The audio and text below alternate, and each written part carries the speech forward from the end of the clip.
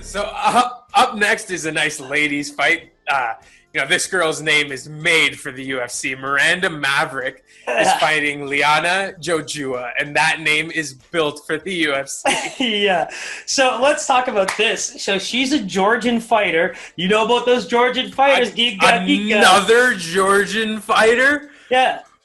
Where are they finding these guys, man? Know, Isn't right? that country like 1,000 people? Right? They got Guram, Giga. Now, Jojua. And it's funny because you're always them dancing names, yo. Them dancing names. And you always bring up the girls, and I gotta say, man, there's something about Jojua that I actually like. I think she's kind of cute, and she's also very deadly. And so for me, I think these are all things that I like to take away from the fights. But Maverick's young; she's 23. My understanding is she was actually on the verge of fighting for an Invicta championship prior to this fight getting booked. So I think she took the promotion to the UFC over kind of becoming, potential champion in Invicta. So she's got good fights to her name. Now, when we look at her fight against Pro Gonzalez, I liked what I saw in terms of versatility, poise, for how old she was, to be able to get out of certain positions, to be able to dominate for 3 rounds. It was a guaranteed win by the end of it, but there were moments. You know what I mean? There were moments where the veteran was able to get into surprising offensive positions, sweeps off the cage, maybe for a slightly tired fighter, or even just a fighter that might not have known exactly what to do in that split second. And so it takes us to, looking at Jojua, who was obviously devastated from her first loss in her debut. Absolutely devastated. She laid on the ground there for a little bit, just pouring her eyes out. Comes out and breaks a girl's arm in her last fight.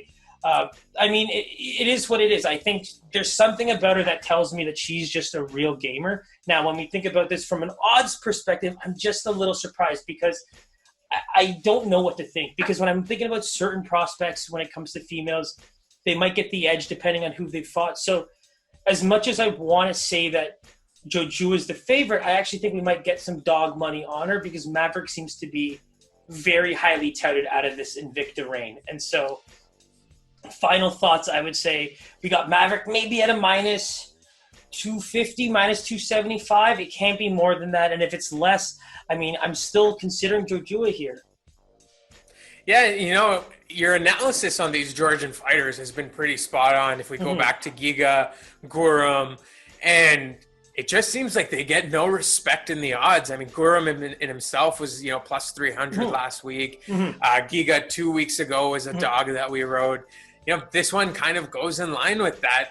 Maverick is a minus 360 favorite, and it just seems like these Georgian fighters get no respect. And I think it's the ground game. I think they're definitely coming in as pure strikers. But if you look at the Guram fight, let's use that as a great example. When you think about what we thought about Gamrot going into that fight, what most people thought, he was very much dominated on the feet.